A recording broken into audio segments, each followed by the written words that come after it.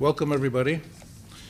We're very happy to have you with us, and especially happy to have Dr. Abdallah Bouhabib to be the speaker today in another of our regular talks in the Directors Policy Series that invites directors of research centers and policy institutes and other centers around the entire Arab world, centers that work on research and public policy in some way or another, to share with us their experiences in running these institutes, and particularly for us to get a better understanding from our discussions with colleagues around the region about how does a think tank or a research center actually impact on society. When we started the Issam Fares Institute here at AUB 7 years ago, that was the first question we asked. How do we take research and influence policymaking, or improve policymaking, or inform policymaking? And we realized that nobody had ever studied this question in the Arab world. So it became the center focal point of our work at the Issam Fares Institute at AUB. And then we realized that we needed to consult with a lot of colleagues around the region, some of whom have been here for many years, others of which are new, to really share the knowledge from other people's experiences. So we started a program called the Research Advocacy and Public Policy Making Program, which explores how research is generated, how advocacy takes place, and how public policy is made, and how those three things come together. So it's in that context that we have this Directors Policy series of lectures by directors of research centers. And tonight's talk is entitled Non-partisan Public Policy Research and Institutional Experience in Lebanon. We'll see how nonpartisanship actually works in practice. I'm looking forward to hearing that part of the lecture, especially in Lebanon, which is a very political society, as you know, and makes it all the more important for us to understand how institutes like the Issam Fares Center for Lebanon operate. Dr. Abdallah Bouhabib is a friend and colleague of many years. I first met him probably 20 years ago, and he was at the World Bank or the ambassador of Lebanon in Washington. He's now the managing director of the Issam Fares Center for Lebanon, which started under his direction in April 2007. He also lectures at Sagesse University and is a former vice president of the Maronite League. He began his career at the World Bank in 1976 as an economist and then a senior loan officer in the Middle East and North Africa region. He then served as Lebanon's ambassador to the United States for 7 years. He rejoined the World Bank as advisor to the Middle East North Africa vice president. And then in 2001, he returned to Lebanon and served until 2005 as senior advisor to Lebanon's deputy prime minister. He's a graduate of the American University of Beirut and holds a PhD in economics from Vanderbilt University in Nashville, Tennessee. Besides all those qualifications, I think the most important reason that I have such respect for Abdallah is his capacity to bring together knowledge, experience-based knowledge, impartial analysis, and clear opinions and policy suggestions. He has a capacity to do that in a way that is very impressive and very useful, and certainly very needed in the Arab world today. So it's particularly satisfying to see him take his own personal capabilities and to help build institutions from that, which he has done with the Issam Fares Lebanon Center. So I'm very happy that he's with us, and I would like you to join me in welcoming him to give his talk, and then we'll have a question and answer period.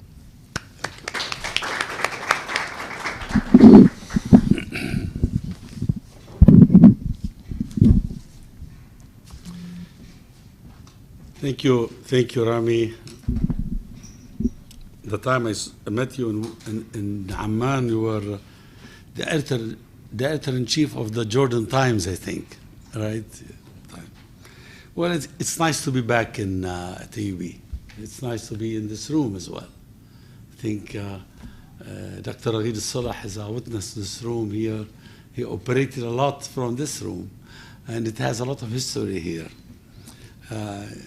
I came a little bit early, looked around, and if I knew that the IFI building is about to finish, we would have postponed this talk till next year. So next year, next year, probably the next lecture will be there, right? Since you're moving in a month or so. So congratulations for the building, and I'm happy to be associated with you and with IFI. The Issam Fares Center for Lebanon, or IFCL as we call it, it was founded not by myself only, myself and Ragid Salah in 2007. After 4 or 5 years, he decided to quit and go back and live in Oxford. So, but a lot of the things we put together, a lot of the things that are in it, they were his ideas as well, and I continue to implement them after he left us. So we were founded in 2007. We are directly financially supported by Mr. Issam Fares. We have no endowment, it's Justin, but we have something like 750 square meters there at the Tayyar Center, which is next to the Habtour in Sin al-Fil. It's a non-partisan forum. All groups, political, religious, whatever, are invited there. And we are proud to say that they all really respond favorably to our invitations. If you look at our books and our list of speakers, you see there are people from all walks of life in Lebanon. And we do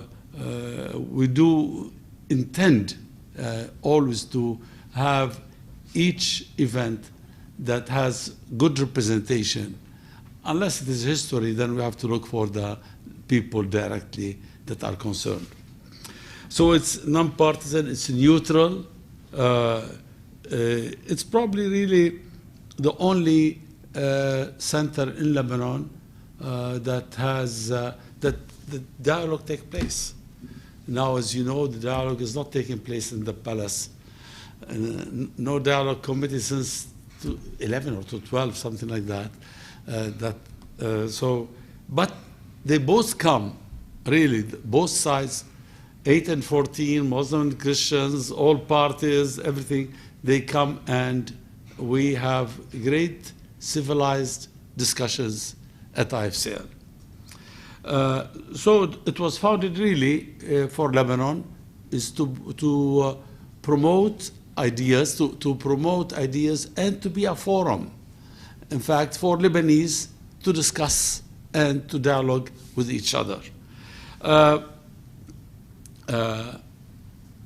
don't think there is in Lebanon, I'm not talking about the universities, but outside AUB and outside the universities, I don't think there is in Lebanon another center or institution that conducts events such as that regularly. We do at least 2 panels, nadwat, we call them, a year. And we have at least also 1 conference a year where we have 2 or 3 sessions together at the same time. So we called the event is that like under Mimbar al-Hiwar, the dialogue forum. And that was Ragid's giving it the name. So we conduct it all the time under this name. And then the conferences are held in a different way. We are like 10 staff. 4 of us are what you call professionals that work the issues, and the rest are support staff. Yeah, in the United States you don't have it, but here you always have to have somebody who makes coffee and all this kind of things.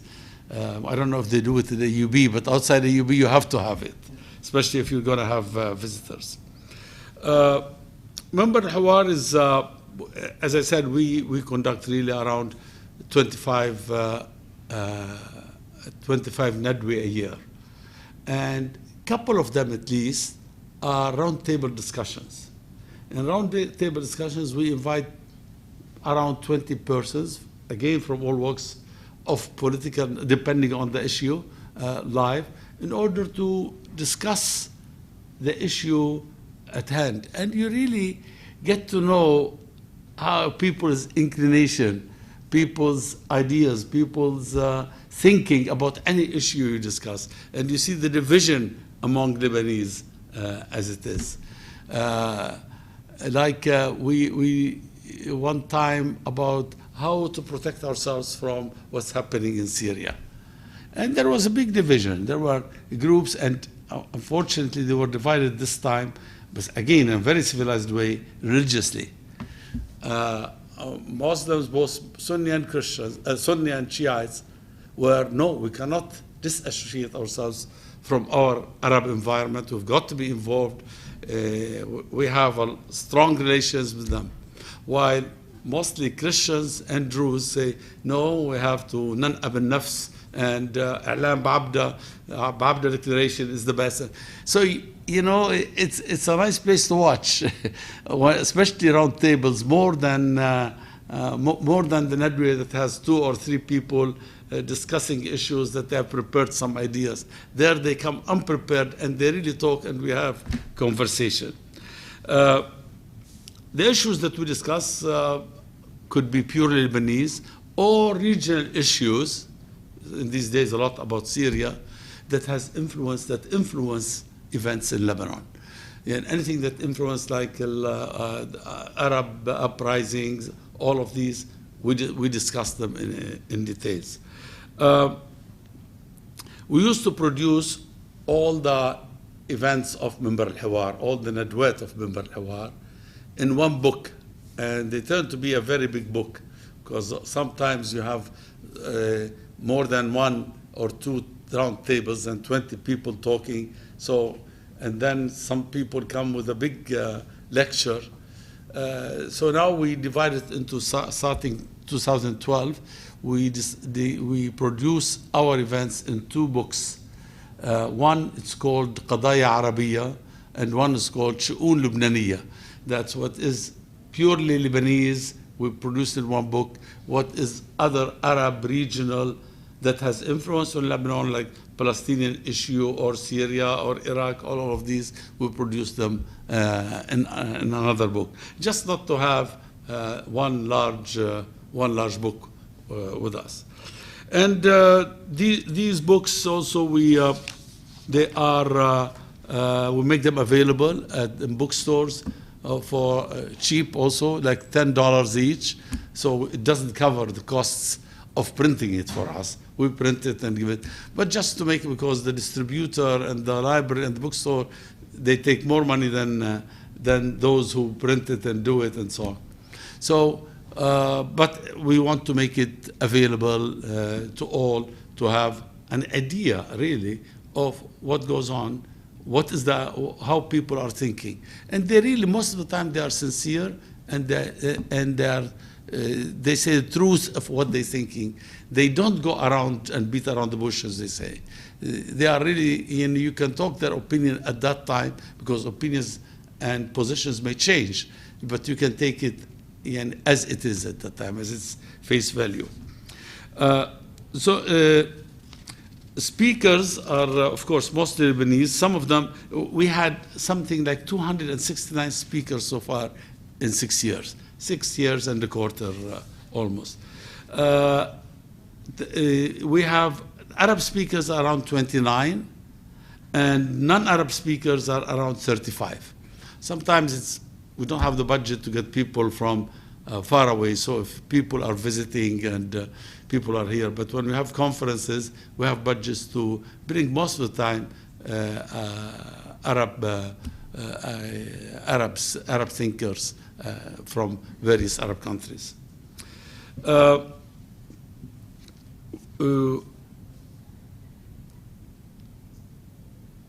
We also have, under the same title, the annual lecture.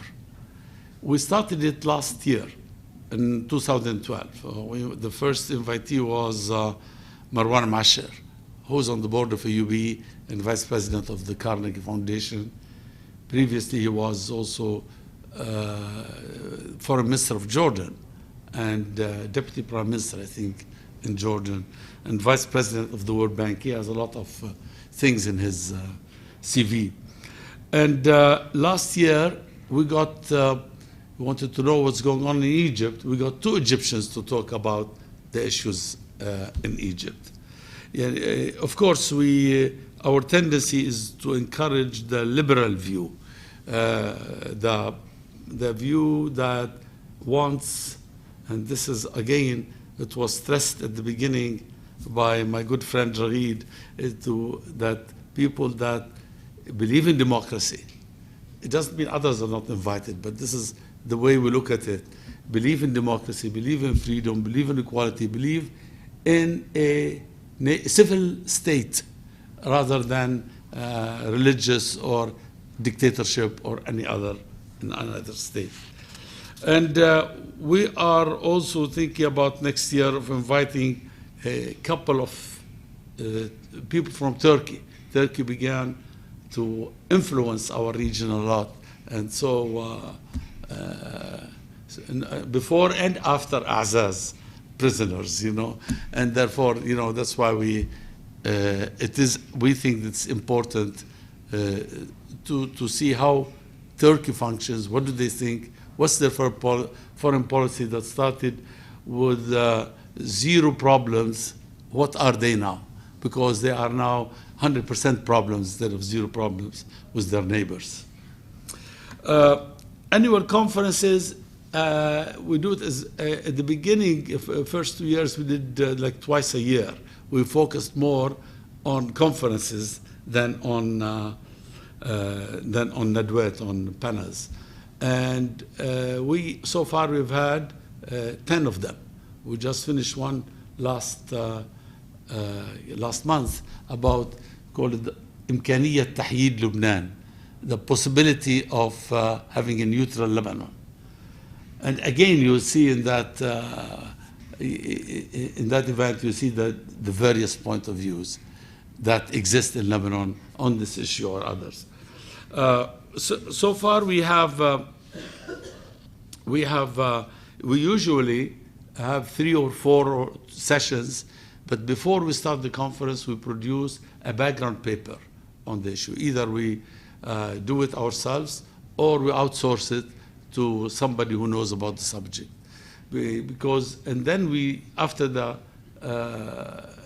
background paper is finished, we distribute it, and then we ask for speakers to come that represent, again, either political parties or any kind of groups that are concerned in this.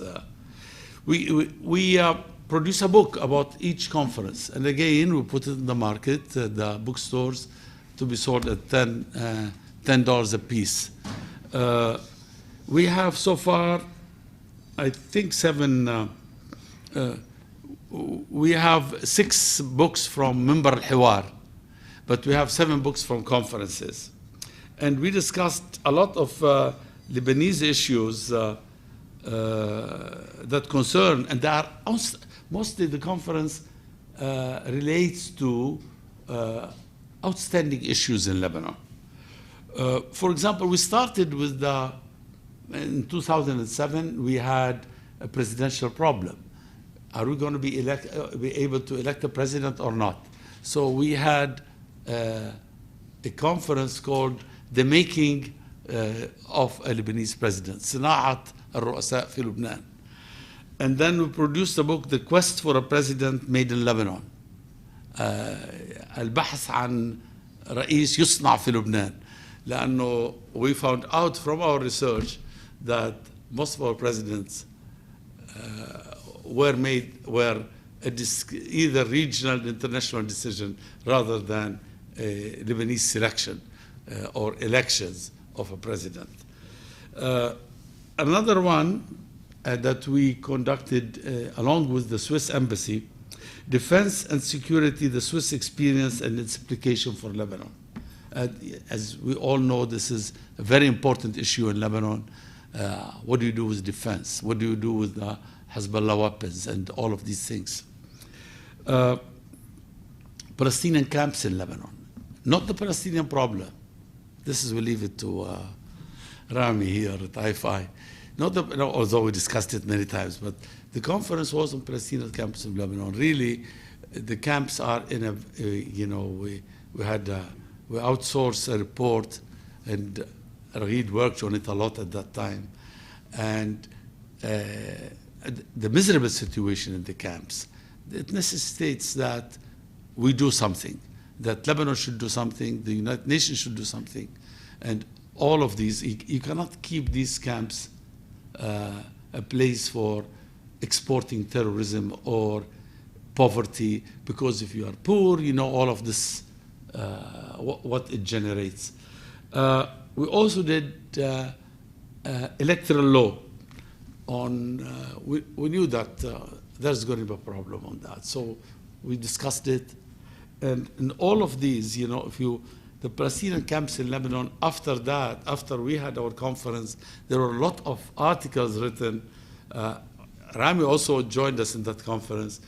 And it was after that time that the parliament considered some kind of employment for Palestinians, refugees here.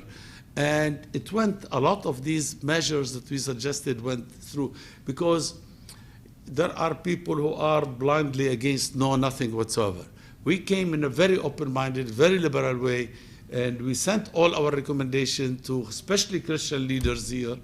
And really, they were more moderate in the sense that it's not in Lebanese interest to keep these Palestinian camps the way they are.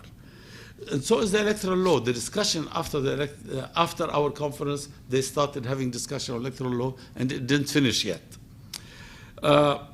Another subject that we discussed, and we made the opening here at AUB, is that the role of Christians in the Middle East, deteriorating role of Christians in the Middle East. And we produced a book entitled No Arabism Without Christians. It was taken from the opening lecture by Dr. Kamal Salibi, Allah yarhamu. And so you have a lot of people. At that time, Patriarch Sfair was supposed to come, and he was happy that he's coming, because he would be the first Maronite patriarch to come and visit AUB. This never happened. But there was, the last day, there was a lot of pressure on him that he shouldn't come and so on, and for other reasons. We had also a conference on electricity in Lebanon, for all of Lebanon. And we had the minister, who was the present minister, Gibran Bassil, opening, but in our recommendations, we completely differ from him. It doesn't mean that if he comes and, you know, if a certain minister comes and open a conference or give the opening remarks, this means that we'll accept his recommendations. We really thought that time that a lot of what he's doing, not everything, is wrong. But I mean, this did not take, the kahraba, the electricity, is an issue in Lebanon all the time, and it's a political issue rather than an issue of electricity that all Lebanese must have. Another conference we had on democracy and the Second Arab Awakening, we called the book, but it was about this, what we thought is going to be the Arab Spring. Inshallah, we still have time. It may turn to be at the end a real Arab Spring, that Arab countries may have democracy and freedom and equality. But anyway, we also got something like 7 people from Arab countries to discuss the issue. We are working on 2 books now. One is of course, the possibility for neutral Lebanon. We just had the conference, so we hopefully that early next year we'll have the book out. And another one is on a conference on concessional democracy that we held long time ago, but at that time we're still at the beginning. We were not producing them in books. Now we are working on it again so that we can produce them in book. Whether to have national unity government, what other countries have done, countries like Switzerland or Belgium or other countries. So we have all of these, we have them in the background paper. We talk about such kind of things. So altogether, we have 7 books from our conferences. 2 are coming, and even by January or February, the latest, would be 9, and the 10th would be on the U.S. policy and Lebanon, U.S. Middle East policy and Lebanon. We are hoping that early next year, the new U.S. ambassador will give a lecture about this so that we will put them all together, because it's a little bit old in American policy. The only fixed thing is that it changes all the time. So it's not constant, it's not fixed. Now, impact on, and I discussed a little bit about the impact on decision making. First, we are not a lobbying institution. We don't lobby. We just expose the issue. We talk about it. We try to make as much noise so that the issue would be discussed between Lebanese. And as you can see here, most of these issues are outstanding Lebanese issues. And we make recommendations to policymakers, and a lot of policymakers come back to us. And a lot of things, I mean, we think we had an impact on policymakers in Lebanon and all of this. We invite them from time to time also, but not always the ministers represent what's going on. I see neutral opinion doesn't count sometimes in the politics of Lebanon. As I mentioned, our influence had been on election law, on the Palestinian camps in Lebanon, on the role of the Christians. Now you have, every other week, you have a conference on on this issue. On Lebanon neutrality as well, and on constitutional democracy. We were the first to present it and have people think about it.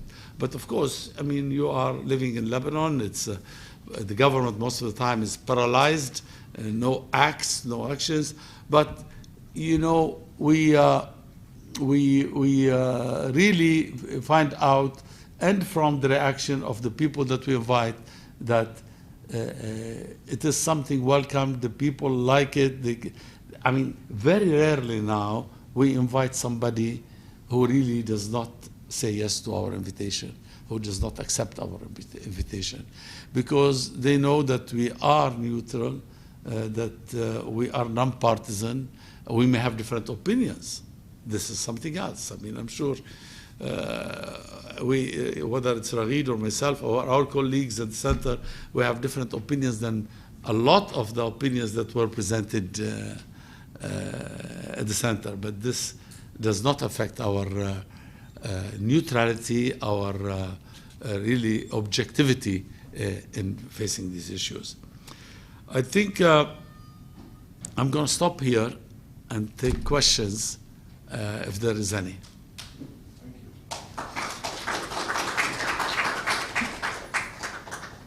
I don't know if Ragid has anything else to add. No? Well, we'll open it up. I'd like to ask the first question, if I may. If all of these Lebanese public figures from different factions meet so happily and candidly and openly at your center, why are there so many obstacles in public policy and politics in Lebanon? Well, I mean, they come to present their position. And we have this reputation that they can do it fairly. And they can say whatever they want to, and will not allow interruption when they are, let's say. Because anywhere else, you watch TV shows, they fight each other. And probably they are encouraged sometimes to hit each other with water or something else. So this is not the case. We will not from the beginning, is that we want fair dialogue, objective discussions of what's going on. And usually what we do is that we have a group like this group here, and after each one makes the presentation, there are questions. We take few questions, and then we allow the speakers to answer these questions. And they go out happily from our experience. علي صوتك so everybody can. There you go. Thank you. Thank you for your very interesting presentation. I have two questions actually. One, you mentioned that you give recommendations to policymakers. So I'm interested in learning more about how you arrive at these recommendations. You mentioned you were, from a technical perspective, you mentioned you were 4 professionals in the center and you work. So I'm interested in how you arrive at these recommendations that you provide. And then my other question is that you also mentioned that you have seen that your recommendations and work have had impact on what is decided or on policymakers. Also, how have you arrived at that finding, which is that you have had impact or you have made a difference? Thank you. Recommendations, usually we take the interventions of speakers, the lectures of the speakers. And you usually have 10 to 15 speakers in a conference. In the annual, in the bi-weekly or the events, the Nadwat or the panels that we do, there is no recommendation. We just present them with sometimes a little bit of introduction. But in the conference, because it's an outstanding issue, we put recommendations. First, before there is executive summary in each book. In the executive summary, we put why are we making this conference? Why did we choose this and not the other issue? Second, we have a summary of what they said. In this summary, there are people are saying that's what we should do, that's what we shouldn't do. So a lot of these recommendations that we adopt are taken from the speakers. But we also sit down and talk and think about it and discuss it. And after we put it together, the recommendations, we get few friends that were not involved and we send it to them. Sometimes we have discussions at the centers on them. And then we come out with a conclusion. We try to be as fair, but it's not like we are fixed about them, that we don't change our minds. No, on election law, we thought about it a lot, and we found out that the present law is not going to be accepted by one group. And nisbiyya or proportionality is not going to be accepted by the other group. So we threw one person, one vote. Okay, keep the districts as they are, but one person, one vote. Not one man, one vote. One person, one vote. Okay. And, okay, we found a lot of difficulty. Where? From the leaders. They want a list. I mean, this list is not this kind of election on list basis.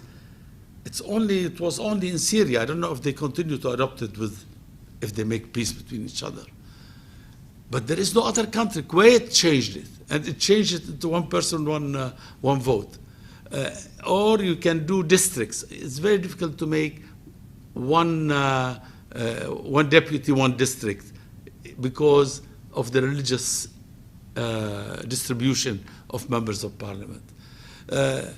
But later on, I mean, I wrote a lot of articles saying mixed and not mixed.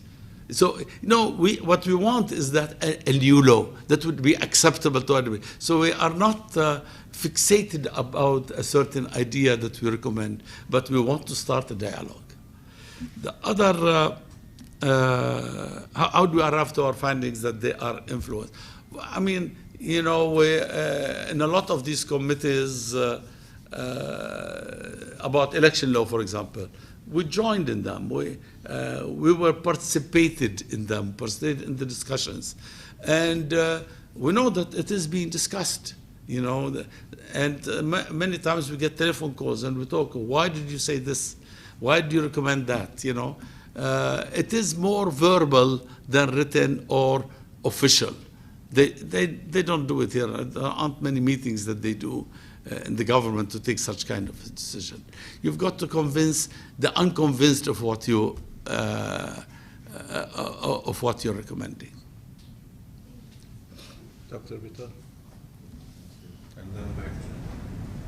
Thank you, Dr. Bouhabib. I noticed that in listing the issues that the center, which is Center for Lebanon, is mostly concerned with, of more or less indirect political nature. My question is, are you at all involved in issues that are not directly political? For example, educational reform, budgetary reform, economic possible changes that are not just status quo and so on, that may actually have implications to the future of the country. So are any of these things on your books, or are they someone else's duties? It's a good question. No, we had a lot of social and economic panels. Our problem is, why don't we have a conference on these issues? Our problem is participation. You don't find people reacting. We have a mailing list of around 5,000 people that we send, around. And we don't find good reaction, good participation from people in non-political. If it's political, it's very high. We also work with the Lebanon files. It's transmitted, all our panels transmitted on Lebanon files for the last couple of years. And Lebanon files has a way of finding out how many people stayed in like an hour or more, or whatever is in it. This is on the internet, right? Internet, yes. Yeah, explain what it is. Yeah. So Lebanon files is, it's on the internet. They take the picture and then they connect it. I don't know how it's connected. And you can see it anywhere in the world in it. The last, I don't know how much it was. Yesterday we had Derek Bromley, the UN representative here. But before that, we had the Minister of Interior. We had 17,000 persons watching him 45 minutes or more. Those who watched less than 45 minutes are not counted. So we have a lot of attendance outside. We had one time, if you take, we go back to your issue. If you in economic or social issues, you don't find that. You'll find 6,000, 7,000 at most. Still important. But the participation, people who come are very few. I'm always surprised like that. But I agree with you, especially most of the outstanding issues in Lebanon are more political than economic. This is another problem. Joe, in the middle there. Dr. Bouhabib, it's Joe. Hello, PhD candidate. I was at AUB from the start of the center's activities. My main question for you is the centers around people's perceptions of the research in Lebanon. I mean, I've closely been a fan of the center at AUB, IFI, and worked at Carnegie Middle East for a while. And I tend to realize that people in Lebanon, when it comes to social scientific thinking and research methodology, lack the understanding of what research really is, or what research centers on. Some people believe that something close to an extended op-ed may qualify as research. So how does Issam Fares Center aim to transform this perception of things? How does it stand out from the rest of the centers in the Middle East? Now I do know that it stands out, but I mean, how does it stand out in the sense that it aims to change this perception amongst the people? Some people don't know what social scientific thinking is, what quantitative, qualitative analysis is. So I mean, shouldn't this also be part of the agenda to help people get the different things? Thank you. First I mentioned we are not a research institute. We are more or less like, we expose issues, we discuss issues, it's a forum of dialogue, more or less. So we don't conduct much research, really. And if we need some research, sometimes we outsource it. Second, I mean, we leave it to IFI and institutions like Carnegie is different. They have a lot of resources. Carnegie can do a lot of research, can have a lot of academicians and thinkers to come and stay for a year. We don't have that. At most, we have a small budget for interns in the summer. A lot of times we get interns in the summer, we help them work on these issues, we make them write, which is not so strong still, even at AUB. But there's no doubt in my mind that AUB, we always, Raghid and I concluded that AUB graduates, senior or graduate students, are better than any other university. Among the students we got, it's not a bias, but it's a fact. But we do not really promote or explain to people that research. We use the results of a research done here and there, but we do not talk about it. Any other comments, questions? Well, with that, we thank you. Thank you very much. I want to thank Farah Yahya for doing all the work to arrange the event today, and Dr. Hanal Ghali was the director of our program on public policy and research and advocacy. And thank you all for attending, and thank you all. And one thing I want to say is that Rami and I talked before we get to the meeting, maybe at one time, before we leave both our posts, that we merge the two institutions together. Well, Since they're both Issam Fares. Yeah, it's an idea with the Issam Fares Center. It would be an extension for AUB to have something local. Yeah, and AUB has the reputation also of being an open, liberal, neutral place, which we recognize in our work, and that goes very much thanks to the leadership of AUB over the years, and the professors and many others.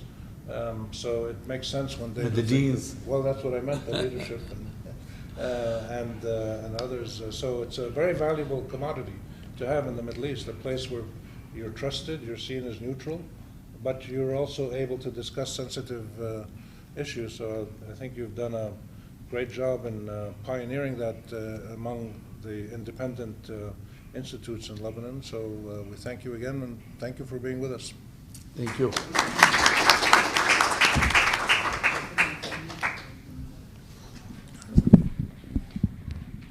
Thank you. You just have to sign a